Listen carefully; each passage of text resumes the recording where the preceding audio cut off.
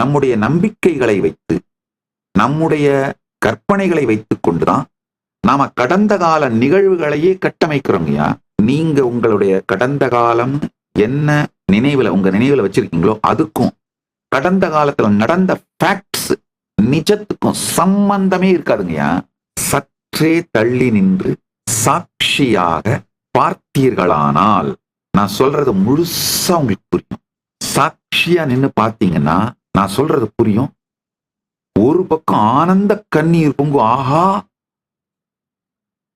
எவ்வளவு பெரிய சத்தியம் புரிஞ்சுது, இந்த வாழ்க்கையில இதுக்கு மேல துக்கமே இல்லையடான்னு புரியும். இன்னொரு பக்கம் பெரும் துக்கம் பொங்கும், என்னடா இவ்வளவு வருஷத்தை வீணடிச்சிட்டோமே அப்படின்னு. ஒரு கண்ணில் ஆனந்த கண்ணீரும், ஒரு கண்ணில் இத்தனை வருஷத்தை வீணடிச்சிட்டமேன்ற துக்க கண்ணீரும் பொங்க வைக்கும். பரம சத்தியம் இது, புரிந்து கொள்ளுங்கள். உங்கள் கடந்த காலத்தை பற்றி நீங்கள் வைத்திருக்கும் கருத்து, உங்க கடந்த காலத்தை பத்தி நீங்க வச்சிருக்கிற கருத்தை பேஸ் பண்ணி தான் உங்களை பத்தியே உங்களுக்கு ஒரு ஐடியாவை கிரியேட் பண்ணுவீங்க. அதை வச்சுதான் உங்க வாழ்க்கையில எல்லா எதிர்கால முடிவையும் எடுப்பீங்க. என்ன பிசினஸ் பண்ணலாம், என்ன இன்வெஸ்ட் பண்ணலாம், எந்த மாதிரி வாழ்க்கை துணையை தேர்ந்தெடுக்கலாம், இல்ல எந்த மாதிரி வாழ்க்கை முடிவுகளை எடுக்கலாம். மேஜரான உங்களுடைய எல்லா முடிவுகளையும் உங்களுடைய கடந்த காலத்தை பற்றி நீங்கள் வைத்திருக்கும் கருத்து, அதாவது உங்களால என்னென்னலாம் சாதிக்க முடியும், எதெல்லாம் நீங்க ஜெயிப்பீங்க, எதெல்லாம் நீங்க தோப்பீங்க, என்ன பண்ணா, இந்த மாதிரிலாம் நீங்க ஒரு கருத்துக்கள் வச்சிருக்கீங்க. அது மொத்தமுமே சத்தியம் சாராத கற்பனை கட்டுரு. அதை மட்டும் கொஞ்சம் புரிஞ்சுக்கிட்டீங்கன்னா உங்கள் எதிர்காலம் மிகப்பெரிய சாத்தியமும் அளவில்லாத உற்சாகமும் தெளிவும், அப்படியே ரீசெட் பட்டனை தட்டி விட்டு ரீஸ்டார்ட் பண்ண மாதிரி இருக்குங்க. மொத்தத்தையும் டெலீட் பண்ணிட்டு, பாஸ்ட டெலீட் பண்ணிட்டு கம்ப்ளீட்டா ஃப்ரெஷ்ஷா லைஃப் ஆரம்பிக்கிற அந்த சக்தியும் உற்சாகமும் தைரியமும் வந்துடும். உங்களுடைய கடந்த கால வலிகள், காயங்கள், அதை பற்றி நீங்கள் வைத்திருக்கும் கருத்து, இது எல்லாமே போலிங்கயா. கொஞ்சம் சாட்சியா பாருங்க.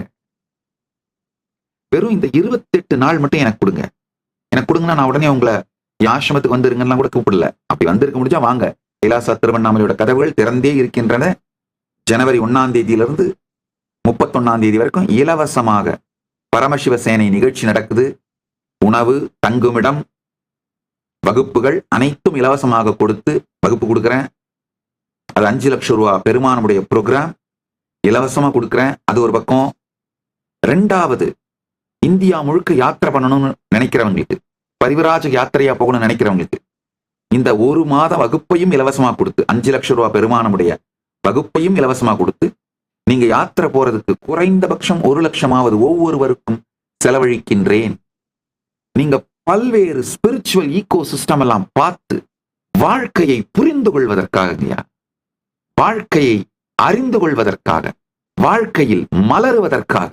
நல்லா புரிஞ்சுக்கோங்க. இந்த 28 நாள் மட்டும் நீங்க கைலாச திருவண்ணாமலைக்கு வர முடியலைனாலும் வீட்டுல இருந்தபடியேவாவது இந்த ஒரு விஷயத்தை செய்யுங்க. உங்களுக்குள்ள என்ன ரியாக்ஷன் நடந்தாலும், உங்களை பத்தி நீங்க பாஸ்ட், உங்களை பத்தி நீங்க வச்சிருக்கிற கருத்துக்கள், வலிகள், வேதனைகள், துக்கங்கள், எதை நினைச்சா இம்மீடியட்டா ரியாக்ட் பண்றீங்களோ, கொந்தளிச்சு வெடிச்சு விடுறீங்களோ, அவை எல்லாவற்றையும் சாட்சியா பாருங்க. யார பார்த்தா ட்ரிகர் ஆகிறீங்களோ, எந்த நிகழ்வு, எந்த நபர், எந்த சூழல், எந்த வார்த்தை, எந்த எண்ணம் உங்களை கொதிக்க செய்கிறதோ, டீஸ்டெபிலைஸ் பண்ணிடுதோ, அவைகள் எல்லாவற்றையும் சாட்சியாக பாருங்கள். நீங்க எந்த துறையில் இருந்தாலும் மிகப்பெரிய வெற்றி அடைவீர்கள். அதற்கு நான் பொறுப்பு. சமாதி மனப்பழக்கம், வேற ஒண்ணுமே இல்லைங்க. இதுல ஒண்ணும் கம்ப சூத்திரமோ, இயலாததோ, சாத்தியமில்லாததோ, மூடி மறைக்க வேண்டியதோ, மிகப்பெரிய ரகசியமோ ஒண்ணுமே இல்லைங்க. சமாதி மனப்பழக்கம்.